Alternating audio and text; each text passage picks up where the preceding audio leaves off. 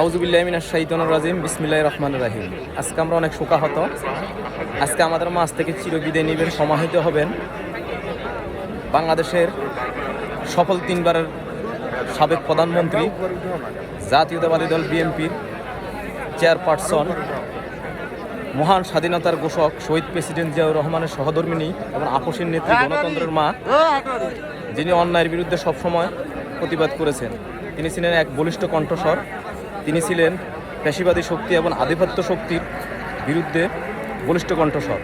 তিনি সবসময় জনগণের অধিকার আদায়ে পেশিবাদী শক্তির বিরুদ্ধে প্রাণপণ লড়াই করেছেন। তিনি স্বৈরাচার আওয়ামী লীগের সময় এই দেশের কথা চিন্তা করে, দেশের মানুষের কথা চিন্তা করে তিনি বিদেশে পাড়ি দেন নাই। তিনি দেশে জেল খেটেছেন বিনা অপরাধে। আজকে সেই জননেত্রী, আমাদের দেশের সম্পদ,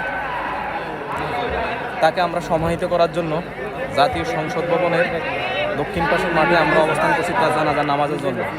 এখানে এই মাঠে জানাজার নামাজ শেষ হওয়ার পরে ওনাকে স্বাধীনতার মহান ঘোষক শহীদ প্রেসিডেন্ট জিয়াউর রহমানের সমাধিস্থলে দাফন করা হবে।